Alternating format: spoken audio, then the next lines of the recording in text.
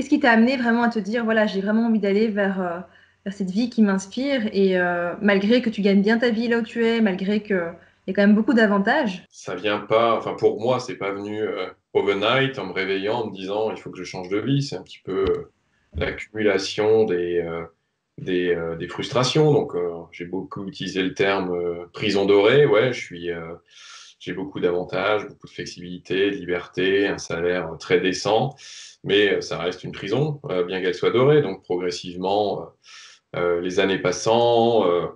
Voyant que voilà, peut-être qu'il me reste que 20 ans à vivre, je me dis bah autant en profiter.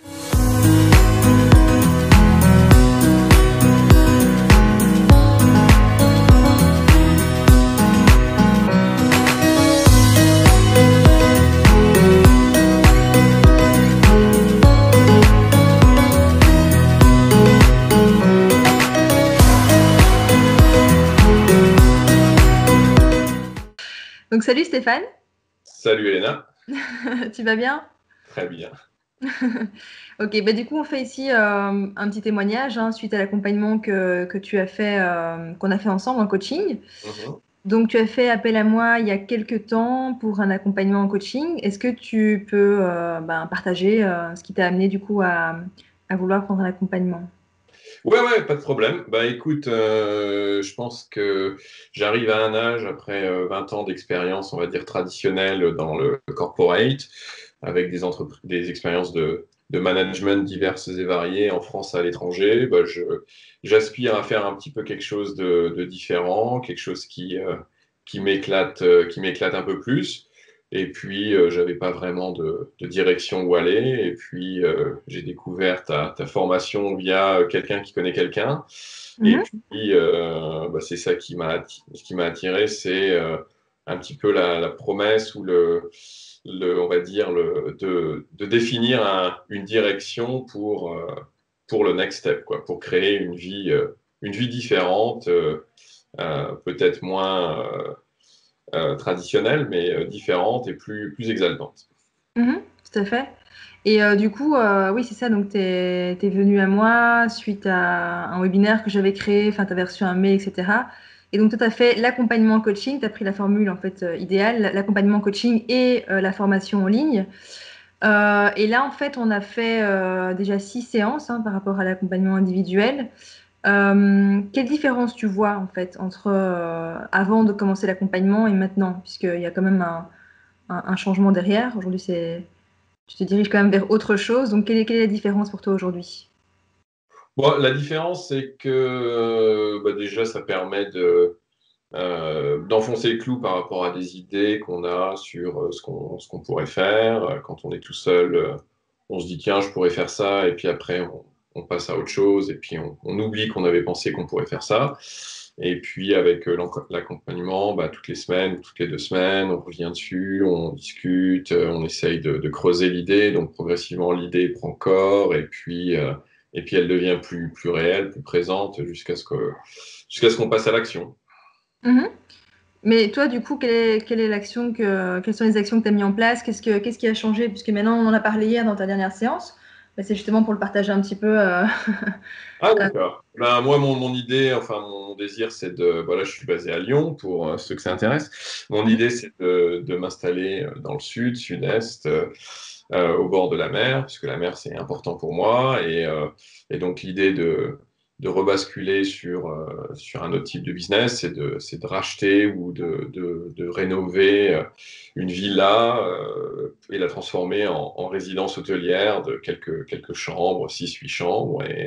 Et donc de basculer dans ce business de, je sais pas comment on dit d'ailleurs, hospitality ou quelque chose comme ça. Voilà. Ok. Mais du coup, c'est cool parce que quand tu es venu me voir, vraiment, tu n'avais aucune idée de ce que tu voulais faire. C'était vraiment compliqué pour toi de savoir ce que tu allais entreprendre. Est-ce que maintenant c'est beaucoup plus clair pour toi? Tu as vraiment l'impression d'avoir trouvé une direction qui t'inspire vraiment et qui te donne vraiment envie d'y aller? Ouais, la direction, elle est claire. J'avais eu un coup de cœur pour cette ville-là, qui est beaucoup trop chère, mais c'est pas grave. Il y en aura d'autres où j'aurai un coup de cœur qui seront moins chers et plus accessibles et qui permettront de faire ce que j'ai envie de faire. c'est ça. Et du coup, toi, ta situation, elle était enfin, elle est un peu particulière dans le sens où tu n'aimes pas vraiment ce que tu fais, parce que c'est le cas de beaucoup de personnes, hein. Tu sais, il y a peut-être des gens qui vont voir ce témoignage et qui vont se retrouver dans ta situation.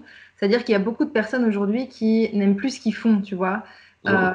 et qui sont vraiment très malheureux. Donc toi, t'as pas dû attendre un burn-out ou de vivre quelque chose de grave, parce que tu es passé par moi, mais il y a beaucoup de gens qui attendent de vivre ça, tu vois, de vivre un burn-out, de vivre un cancer, de vivre une crise, quelque chose vraiment qui les font beaucoup, beaucoup souffrir pour changer. Euh, Toi, qu'est-ce qui t'a poussé finalement à changer? Parce que au final, je sais que c'était un petit peu compliqué. Euh, C'était difficile pour toi de lâcher quelque part. Enfin, t'es pas encore parti de ton travail, hein, c'est progressif, mais qu'est-ce qui t'a amené vraiment à te dire, voilà, j'ai vraiment envie d'aller vers cette vie qui m'inspire et malgré que tu gagnes bien ta vie là où tu es, malgré qu'il y a quand même beaucoup d'avantages, qu'est-ce qui t'a Bah, poussé? c'est beaucoup de choses. Effectivement, ça vient pas. Enfin, pour moi, c'est pas venu overnight en me réveillant, en me disant il faut que je change de vie. C'est un petit peu l'accumulation des frustrations. Donc, j'ai beaucoup utilisé le terme prison dorée. Ouais, j'ai beaucoup d'avantages, beaucoup de flexibilité, de liberté, un salaire très décent, mais ça reste une prison, bien qu'elle soit dorée. Donc, progressivement, les années passant. Voyant que voilà, peut-être qu'il me reste que 20 ans à vivre, je me dis bah autant en profiter. Après, la raison pour laquelle j'ai pas cassé les murs de la prison, c'est que je savais pas trop dans quelle direction aller. Donc c'est pour ça que je restais dedans. Mais bon, après, moi, c'est pas trop le burn-out là, mais c'est plutôt le bore-out qui me guette. Donc, ouais, c'est aussi ça qui m'a incité à trouver, à chercher quelque chose de plus stimulant intellectuellement. C'est ça. Et du coup, est-ce que tu penses que le fait d'avoir eu cet accompagnement avec moi, ça t'a vraiment aidé? Parce que comme on avait du mal à trouver ce que tu voulais faire et que tu avais quelque part du mal à t'autoriser, et surtout, enfin, il y avait une difficulté à trouver déjà, mais c'était aussi à t'autoriser à aller vers une vie qui était plus heureuse finalement. Est-ce que tu penses que voilà, le fait que je t'ai un petit peu secoué par moment, ça t'a permis justement de prendre conscience? Bah ouais, Euh, fait, parce que bah, c'est ce que je disais, il y a le petit challenge de l'accompagnement. En étant tout seul, on a cette idée, et puis on fait autre chose, et puis on est pris par les activités du quotidien. On oublie qu'on a eu cette idée. Avec ton accompagnement, bah, ça permet de revenir dessus, d'insister. T'as cherché, t'as regardé, et puis au final, bah, effectivement, on va regarder, et puis il y a tout d'un coup des choses qui se mettent en place plus ou moins naturellement, et même si ça sera pas cette vie-là que j'avais en tête, bah, on déroule la pelote, et puis il y en aura d'autres, et puis doucement, doucement, on affinera le projet, quoi. c'est ça. C'est ça. Du coup, c'est beaucoup par l'expérience, comme on en avait parlé. C'était important d'aller faire tes expériences aussi. Enfin, pour tout le monde d'ailleurs, hein, c'est vraiment quelque chose qui est essentiel. C'est vraiment d'aller voilà, faire des expériences différentes pour se découvrir. Est-ce que tu avais des doutes justement avant l'accompagnement ou pendant l'accompagnement? Est-ce que tu as eu des doutes en toute sincérité, hein, parce que c'est aussi important peut-être que les gens peuvent l'entendre. Parce que parfois il y a des gens qui ont des doutes avant de commencer l'accompagnement avec moi, comme avec n'importe qui d'autre. C'est juste que quand on ne connaît pas spécialement le coaching, ou quand on ne connaît pas le coach, ou quand est-ce que tu t'es dit tiens, qu'est-ce que je fais là? Est-ce que ça va marcher? Oui, mais ça, c'est pareil, c'est vrai dans n'importe quelle formation, coaching. On se dit, bon, est-ce que ça vaut vraiment le coup? Ça, c'est vrai pour tout, donc c'est pas, non, c'est pas spécifique à ces entretiens, on va dire. Ok, super. Et du coup, si on devait recommencer, est-ce que tu recommencerais le coaching? Ouais, ouais, tout à fait. Après, évidemment, moi, je suis un cas un peu particulier puisque j'avais pas vraiment de direction précise, donc c'était plus compliqué pour toi. Elle s'est affinée grâce aux exercices que je recommande vivement et puis aux discussions. Mais si quelqu'un a déjà une idée précise, il devrait foncer et y aller à fond dans l'approche coaching, ça c'est clair. C'est ça. Mais du coup, même s'ils n'en ont pas forcément d'idée précise, puisque toi, tu Même n'as sans pas idée forcément non précise, plus. Et ça peut marcher aussi. bien sûr, quand on cherche, ça marche toujours, hein. Parfois, ça prend plus de temps. Mais bon, je trouve que sur 6 séances, c'est quand même assez court. Ça reste quand même un laps de temps assez court pour vraiment découvrir. Et encore, on était plus, je pense, sur 4 séances où tu as vraiment on était quand même plus ou moins sûrs. Après, il y a toujours des doutes par rapport à est-ce que je le fais pas, etc. Parce que la difficulté, c'est aussi un peu de sortir de sa zone de confort, c'est aussi un peu de changer ses habitudes. C'est ça qui est pas évident.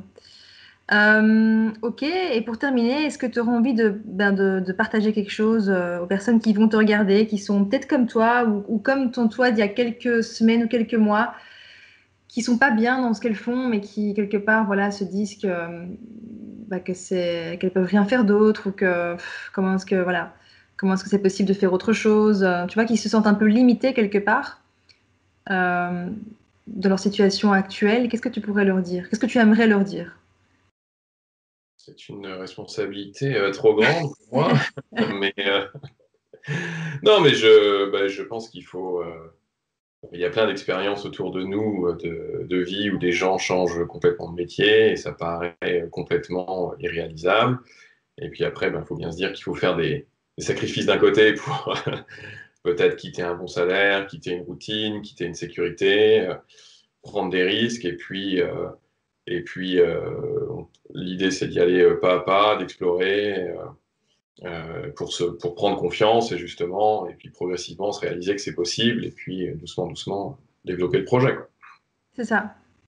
Donc tu penses que c'est possible, même pour n'importe qui là, qui nous écoute, même quelqu'un qui est vraiment C'est depuis très longtemps? possible. Après, chacun a ses peurs, chacun a ses raisons, bonnes ou mauvaises ou fausses, pour pas le faire. Et après, justement, grâce au coaching, on arrive à enlever, à vérifier que ces peurs sont pas fondées, que on a forcément, si on n'a pas toutes les qualités pour faire ça ou ça, on a certainement une partie qui sont suffisantes pour commencer, et puis le reste, ça se déroule. Ça vient, on va dire, de soi-même. Et puis, je pense que quand on fait quelque chose qui nous éclate, les opportunités, les portes s'ouvrent d'elles-mêmes, en fait. Tout à fait. Ok, mais en tout cas, merci Stéphane pour ton retour d'expérience. Ben, de rien. Et je te dis à bientôt du coup.